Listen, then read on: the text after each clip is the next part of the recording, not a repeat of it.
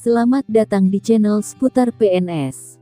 Komponen gaji pegawai negeri sipil PNS atau aparatur sipil negara ASN tengah dalam rencana Badan Kepegawaian Negara BKN untuk disusun ulang dan dirombak. Penghasilan PNS yang sebelumnya terdiri dari banyak komponen akan disederhanakan menjadi hanya terdiri dari komponen gaji dan tunjangan.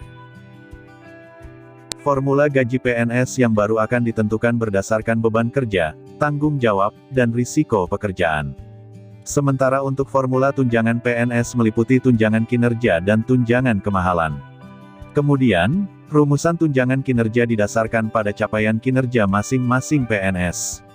Sedangkan rumusan tunjangan kemahalan didasarkan pada indeks harga yang berlaku di daerah masing-masing.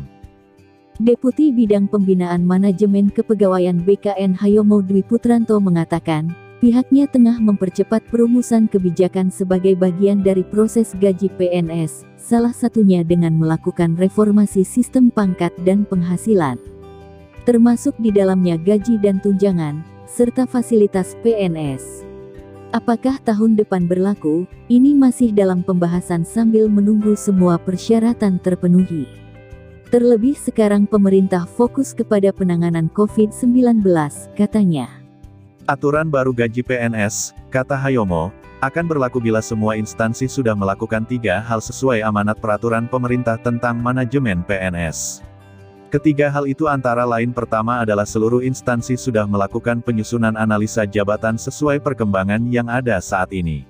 Kedua, semua instansi sudah selesai melakukan evaluasi jabatan, sehingga untuk semua jabatan yang ada di instansi itu harus punya kelas jabatan.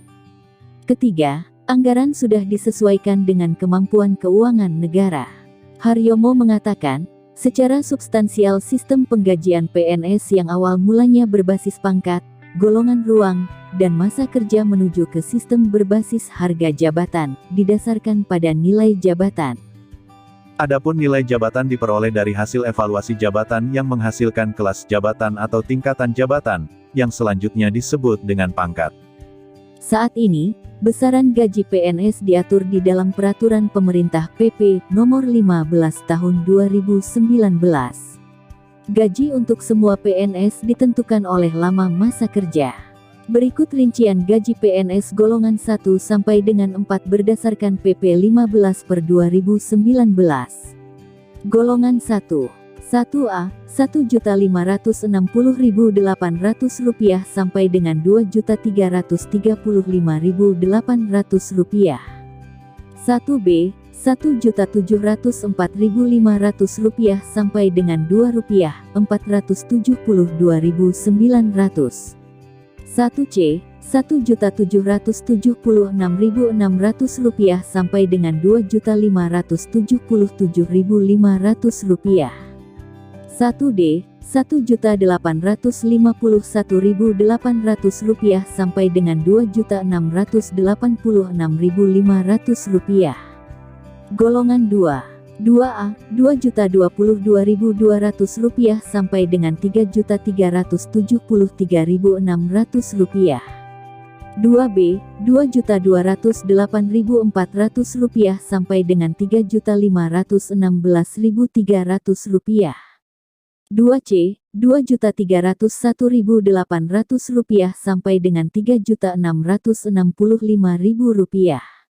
2D, Rp2.399.200 sampai dengan Rp3.820.000. Golongan 3. 3A, Rp2.579.400 sampai dengan Rp4.236.400. 3B, Rp2.688.500 sampai dengan Rp4.415.600. 3C, Rp2.802.300 sampai dengan Rp4.602.400. 3D, Rp2.920.800 sampai dengan Rp4.797.000. Golongan 4. 4A, Rp3.044.300 sampai dengan Rp5 juta. 4B, Rp3.173.100 sampai dengan Rp5.211.500. 4C, Rp3.307.300 sampai dengan Rp5.431.900. 4D, Rp3.447.200 sampai dengan Rp5.661.700.